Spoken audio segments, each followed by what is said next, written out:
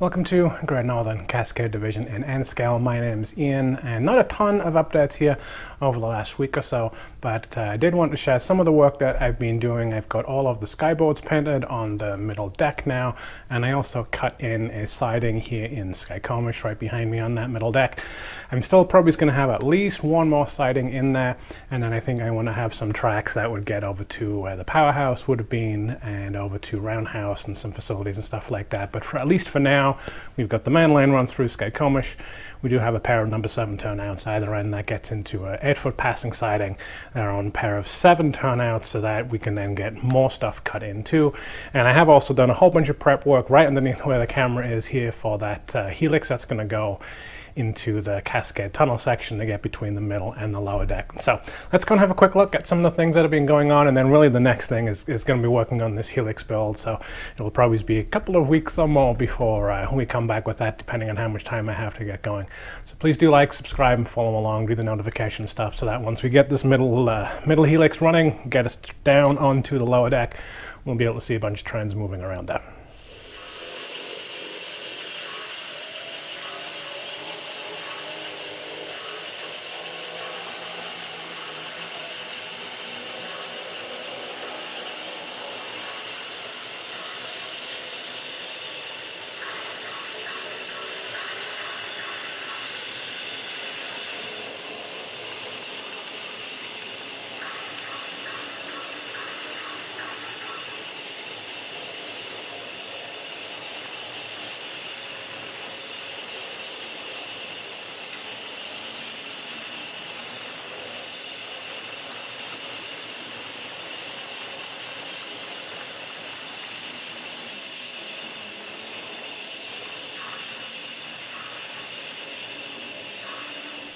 All right, let's start with Skykomish. Probably is the more interesting thing that's been going on.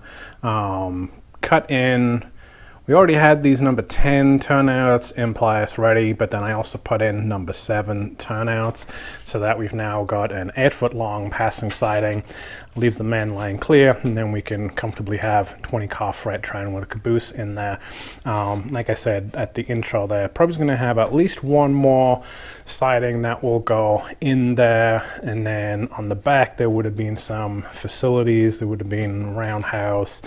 A little bit further down this side would have been the powerhouse, where they would have ran the electrified section that went up through the Cascade Tunnel up until about the mid-50s. But that powerhouse was there, right the way through 80s, maybe even early 90s before they finally pulled it down. And then over here on the other side again, he was the number 10 coming through, number 7, and then there'll probably be at least one more number 7 to give us 3 tracks. A little bit close here maybe in terms of track separation. Up on the upper deck for the Seattle stations, I think I was at about a 2-inch center-to-center track separation because there's going to be platforms running through. Most of my main lines run about 1.5-inch track separation. Here it was down to 1.25-inch track separation. And that was just in terms of how much room I was going to have with the number 7s to then leave plenty of room. So this is about normal length for the trains that I'm going to run. 20-car freight train with a caboose. There's a bunch of 50-foot cars on here, not just 40-foot cars. So I need about 8 feet or so to be able to comfortably pull over these trains, and that works out just fine here. And skyboards also paint. We'll have a quick look over on the other side other than that open section there so that I can get in and pull some more wiring and then figure out what I'm going to do here on the wall. Skyboards all along this middle section are all painted, at least until I figure out what more I'm going to do with it. At least now it's just kind of that sky blue, and the stuff along the bottom will get covered by scenery in the end. So overall happy with how this little part of Skykomish has turned out. It's all wired up and running, so we can now comfortably have trains moving around, and for now it at least gives me somewhere else to park a freight train.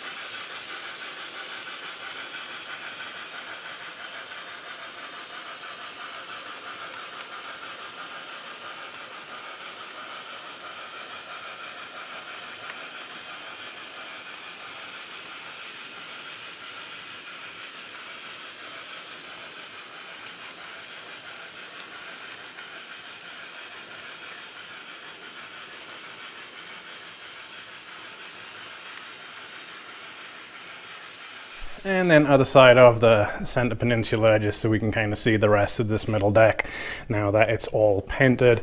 Okay with how this turned out. Again, a lot of the stuff along the bottom will get covered up by scenery and stuff like that, so I wasn't super concerned about parts where, you know, nails I didn't bother popping all the way through. So at least for now, it gives that kind of sky blue effect. Happy with how it ended up kind of bending around the corners, the same as I had done on that upper deck. And this part where the skyboard kind of moves backwards and forwards along with the scenery, I think that worked out pretty good as well.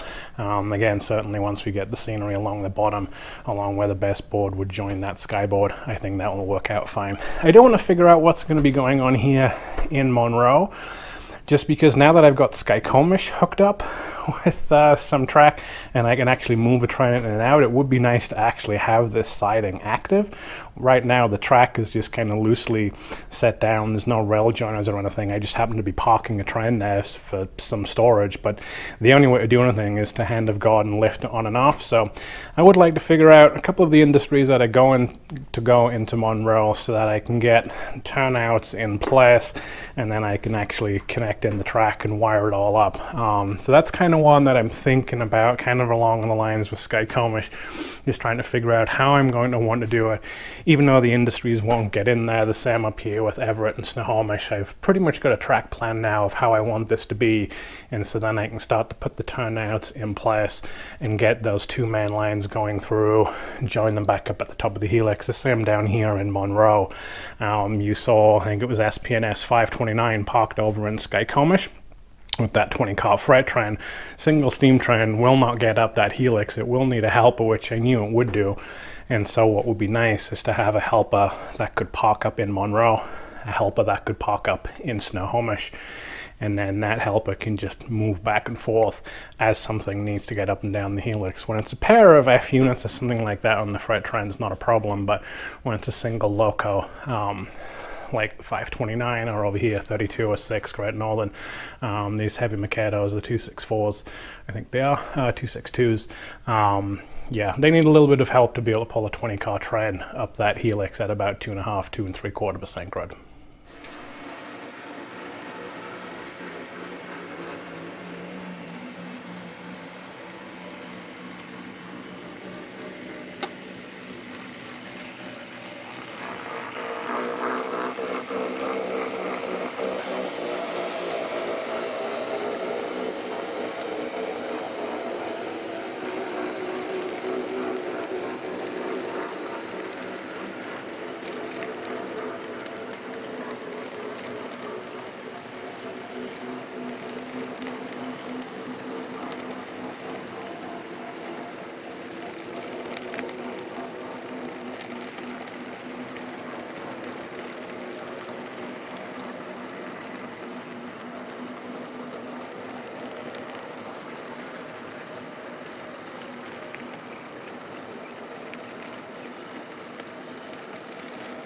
This is then the last area that I've been working on, a little bit of construction, a little bit of deconstruction, getting ready for where the Cascade Tunnel helix is going to go. So in the previous video, we had done the approaches on the middle deck and then the one on the lower deck too.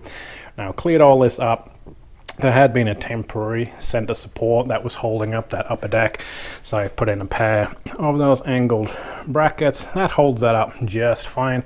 That worked out pretty well.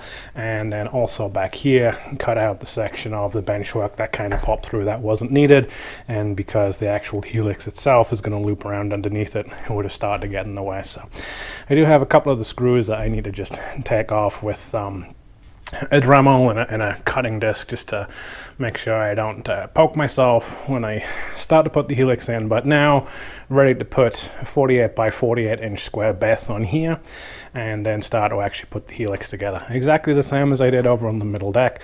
So I'm still going to do some video as I go through, but it's going to be very much the same process.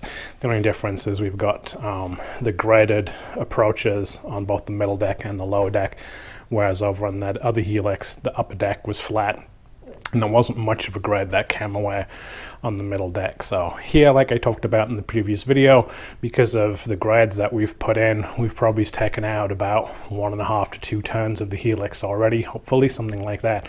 And so this should end up being about a 3.5 turn helix, about 23-inch radius, and it's got to climb about 10.5, 10 3/4 inches.